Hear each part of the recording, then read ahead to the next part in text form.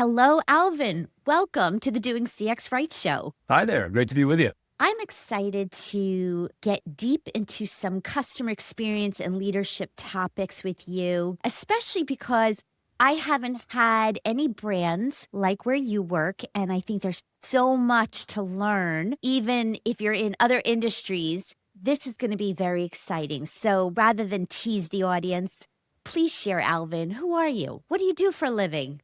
Well, I work in the cruise industry for Princess Cruises. I've been here for 2 years and a few months. And to your point, it's the first time I've been in this industry, done hospitality and about 10 other industries in the past, but very exciting space and very guest focused. Guest focused. That is exactly why I'm so excited to talk to you. And listeners are going to learn incredible gems. So take notes, everybody. Guest experience, because that is all about a customer experience said in a different terminology. So first of all, when I talk about doing CX right, doing guest experience right, what does that mean to you? People have so many ways that they try to express this. With me and the time that I've spent here at Princess, it's been all about trying to deliver emotionally intelligent interactions, building a team that can deliver that and find ways where you can bring technology together to empower our team members to do just that, emotional intelligence, and make the customers happy. I have chills because I always say emotions is the experience. So you're saying emotional intelligence. Say a bit more when it comes to doing a guest experience right. What the heck do emotions have to do with that? So much. I mean, I had a transformational experience about 15 years ago when I was in consulting and I was working with loyalty companies worldwide and went through some training to make sure that we understood both the client that we were serving and their customers. The customer's perceptions are important. And when we have interactions that don't go well or do go well, all of our team members that service and sell to our guests, it's important that they understand that guest perception so that we can deliver on what they need. If we can't do that, then we're not doing it right. And so we focus hard on the emotional side of that. We'll talk about this later, I'm sure, but we're doing deep work in AI, right, on the artificial intelligence and trying to use that to empower. But we can't lose the fact that customers and guests are happy when they have real experiences with people that make them feel good. So let's dive into the core problem. What do you see as the biggest challenge that customers are facing today? And it could be in your industry, but I imagine it's very common among others too. Yeah, I think, and I have worked, as I said, in so many industries. Every place I've ever been has a lot of tech debt and they're trying to catch up. And now they're trying to there's pressure to go faster than ever because people believe that AI can make it happen now. So we're trying to bring it together and we're trying to make sure that we can really go fast. The empowerment of the team members that are helping the guests is important. I think that it's been a challenge to make sure that we don't overdo it. That pressure of trying to basically build something that could actually damage the guest experience is something that we all have to watch against, and we're being very careful. So you mentioned speed. There's the opportunity for speed, yet we also need to account for the emotions and the sentiments and that intelligence, and everybody needs to be accountable for that. So do you see that all blending? Do you see it as a paradox? Yeah, it's really interesting. I am the biggest proponent of speed is important. I preach that, and my team, we're all on the same page. We want to be the first. We want to be revolutionary, to do things in a way that enables the business to succeed in a format that the guests are happy. We have our own blueprint on how we're doing that. It goes a little bit like this. The blueprint is, in today's world, right? If you have the world's best engineers, you can prototype so fast. You could get ahead of yourself. You could get ahead of the skis on the requirements. And if you build too fast before you've proven that it actually works, you could end up with a product that's servicing or a tool that's servicing the guests that our team members don't emotionally believe in and they don't use it. And so we build the prototype super fast, but we do heavy piloting. We fail fast and then we learn from the failures so that we can in turn build requirements and build new tools that can hit the mark on the emotional intelligence because our people that are servicing the guests believe in the tools faster. Adoption is better. What are some of the things that you've come up against to get everybody to adopt, not be fearful of the technology, and that it's really enabling the better customer experience? Yeah, a really important one. When you think about sales, it's so important to all of the businesses I'm sure that you talk to. They want to make sure that the trending is going right. If you take a team that has already really good success and they have highly tenured sales agents or salespeople, men and women in the company, you want to be careful that you don't lose the hearts and mind because you do too much change too fast, or that the change management slows them down.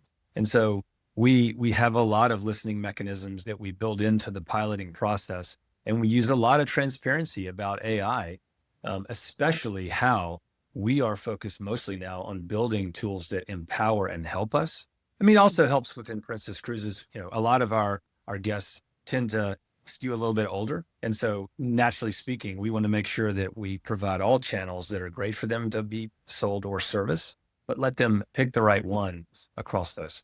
Listening, obviously, is a key word here. And listening has become more complicated on one Mm. hand because their conversations are happening on social media, rating and reviews, Yeah. beyond surveys. Yet, AI is helping us be able to sift through all of the conversations and grab the sentiments. What's your view? Is this becoming harder or easier to listen? So what you just mentioned to get us into is probably where I intend to spend the majority of my time for all of the new tool sets that we're going to be working on to help our agents service our guests for the rest of this year and perhaps next year. In today's world, we have the opportunity that we've never had as customer experience, guest experience practitioners. We've never had the opportunity where you can now quickly get across all channels the historical interactions, the real voice transcriptions. And if you do it right, scientifically, with a lot of listening, you can analyze a full trend of all the interactions. You can understand the difference in a guest who's only had 4 interactions and one who's had 200. And instead of a world where an NPS survey could be 3 months old and it might have a false positive, you can understand the trending. We're working very hard to come up with our own set of new metrics so that we can utilize that and actually deliver actionable results in real time to our agents. Ooh. How do you make people really care? I mean, especially customer service agents, that's a monotonous job. It goes back to the culture that you build within a team. People get really inspired when they're trying to do something together. I'm a team sports, always a football player and an athlete when I was younger in my life. And I just learned early on that you want to do things together. That's a big part of it. So we try to recruit and hire people that have that passion.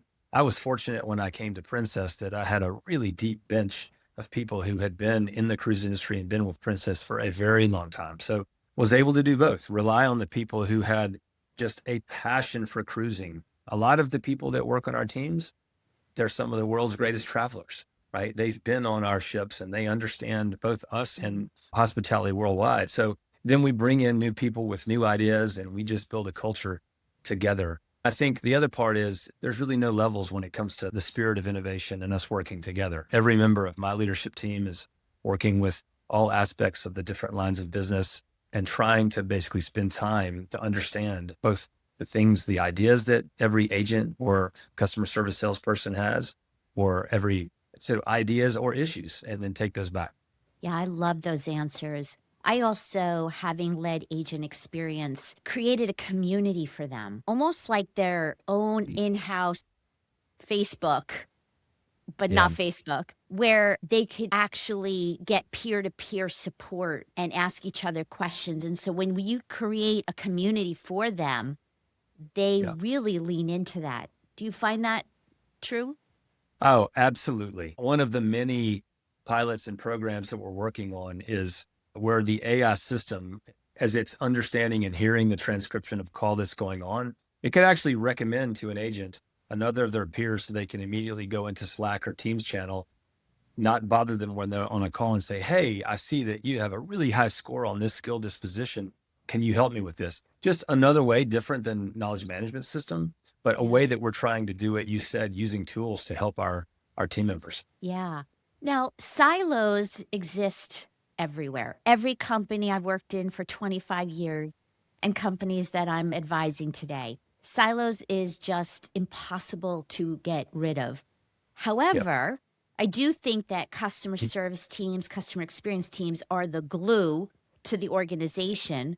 But how do you find what's been effective to make everybody across the organization, every role, to care, to actually own that customer experience because they want to?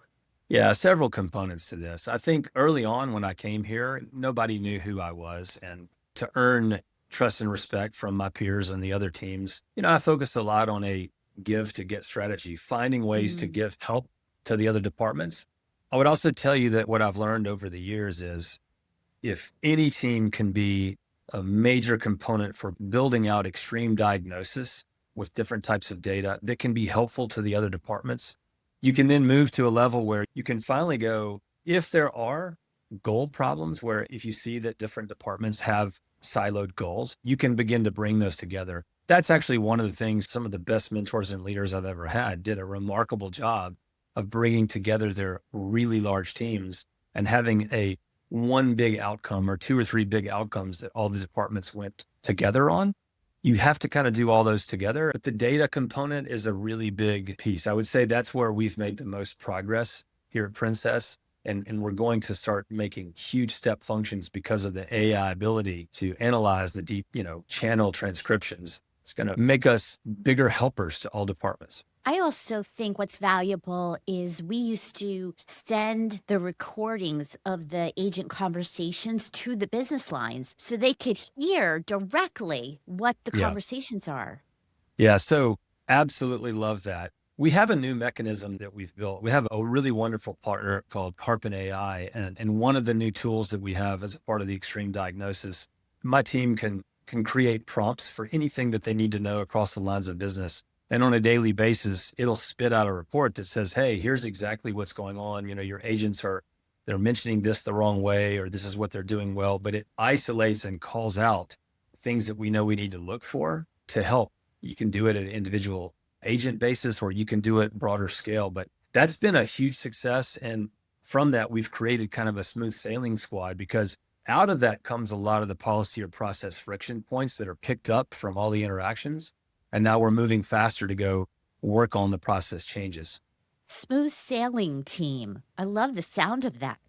Yeah. I can't take credit for it. I've got a wonderful team who has taken that one and run with it. For your previous question about bringing the teams together, Yeah. it does a good job. Both it'll point out when our contact center teams are not doing things the right way. If we're not positioning a promotion or a policy the right way, it'll tell us this is where you focus. But at the same time, it'll isolate where we have things that our e-commerce team can help us with, or the people on the ship can help us with, because there's a chain and there's different components where an interaction goes wrong. It helps isolate that. And we can, like you said earlier, we can give the feedback to partner with our other teams. So is speed really the core goal this year, or is it something else? I heard you say quick, fast Yeah. I keep a saying few it. times. Yeah. Look, I believe in the first mover's advantage. We want to be sure that we're doing the right thing. I believe in our blueprint. The only way we can do that is through an extreme amount of test and learn and always having lots of pilots, but then building the muscles and the mechanism with engineers that can do the work of 20, 30, or 40 people using AI tools so that we can then take the requirements that have worked and go really fast. I've listened to a lot of your other great podcasts. I think some of my favorites talked about their failures. And I think our largest success that we've had in the last 12 months is a 9-figure incremental gain on revenue from AI programs. It was because in the early days, we tried so many things. We learned fast the ones that didn't work, and then we doubled down on the ones that did. And it made a massive skyrocketing performance improvement. Ooh, that is amazing. I want to reinforce the pilot programs because that was a way that I was able to get the executives and the board members to say, Yep. okay, we'll give you some money to try this out. Prove it to us instead of a flat no. Yeah, that's right. Same thing. Like I would tell you, go back a year. The one thing I would say is there's a lot in social media from some of the largest brands in the world, both tech and corporate, where they're now saying, hey, be careful not to overpromise on what you do with your pilots or with the the demos that you build, because anybody can build a demo really fast. That's why I say we have a blueprint where we utilize the ability to make these complete demo or prototypes really fast, but we have a really good system of testing things, a combination of using some of the AI, but some manual work to make sure that when we go to my C-suite and I say, hey, here's the vision of what it can be with this prototype that we did in a week or two, there's also some early results that go with it. And when you do the two things together, there's a lot of fast signups because they can believe in the vision and they can see the impact, that outcome that we talked about. They can see how it's going to help. And we've repeated that several times. And so far it's working really well. I want to emphasize for people listening, because doing a sample, prototype, minimal viable product, whatever all these terminologies meaning are the same, and that you're getting customer feedback along the way. Because too many companies will build something, launch it, and hope it works. And what we're saying is get feedback really early in the process and iterate. Yeah, that's right. I'm not embarrassed or upset in any way to talk about the fact that some of the early prototypes, they might have had 20 different tool sets in a suite, and it might have only been 4 or 5 of them that ended up being what's in the final, because those are the ones that made the big difference. And you asked about, adoption and agents believing. They gave us the feedback along the way to say, like, that's usable and that's not, right? Because adoption is a big part of it. And then we would iterate quickly before we built it out into the thing that really is harder to change when we integrated it in CRM. That is such an important point worth repeating, that getting the people, the front line on the back office, but your agents, your customer service team, even your sales team, all those people have so much feedback. To ignore that is a mistake. Yeah. Oh, yeah. We can't do that. We've spent a lot of time with our sales team along the way to make sure that it was going to work. And honestly, we studied before we built a lot of the tools. We studied the top 5% of our agents, our sales agents. So we really went deep to understand what they were doing and tried to mimic a lot of their patterns. And the agentic space, that's what people are doing now anyway. Like, they're trying to figure out how much of your top 1 or 5%ers that are making a customer happy or getting them to convert. How are you building that agentically? It's part of the process. Talking about loyalty, how do you actually focus? You have so many customers. Some are more valuable to the business financially than others. Do you bucket them? Do you serve all the same? What's your whole view on loyalty and tactics around that? Yeah, we could do a whole podcast on this one. We want to provide channels that everyone can use that are frictionless. Everybody's trying to do that. We seek to really understand the differences in each individual guest. That's why I mentioned, the emotional intelligence part about that. So part of it is continuing to improve the training and the quality metrics that we have so that every single agent has their own way within our system to make sure that they can keep a customer happy. We also just really need to make sure that we understand, take casino, for example. There's obviously a lot of casino guests that come on, and we have a whole tiering system and a loyalty mechanism, and we have things in place constantly looking how we can provide better white glove service to those players, because we know that they are really wonderful guests and they're valuable to our company. What I've found is that in most cases, every type of empowering tool that we're providing, it can still help every guest, but sometimes in different ways, right? One agent can take our most valuable customer that they work with, or one that is not as valuable. They can use the tool to provide the same thing. And we're recommending the right type of language based on what we know on each guest. You can still make them feel good, right?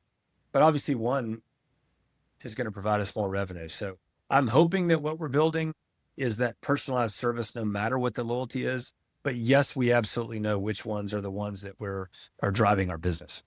Mm-hmm. So people listening want to know, where do they start? What is something they can do to enhance their business, get buy-in, all the things we talked about, move with quicker speed without sacrificing quality?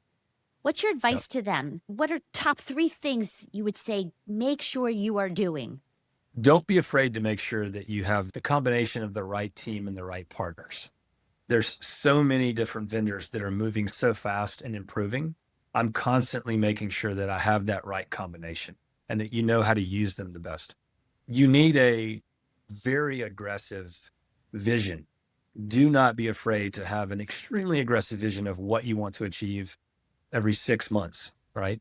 But then to go after it, right, you need your own blueprint to be able to fail fast and learn. And that's where the people and the technology vendors come in, right? You have the right ones who can help you move at a fast speed, then you can make a big difference. Don't be afraid, go after it, have a big goal. And the other thing I would say is, find the right circle of people that you can test different ideas off of. I've been very lucky that I've got a great network of people across many brands that I call upon all the time, and throw out different ideas, and we spar on, well, have you tried this? And then you bring it together and we share back in the community to try to help, which has been really invaluable.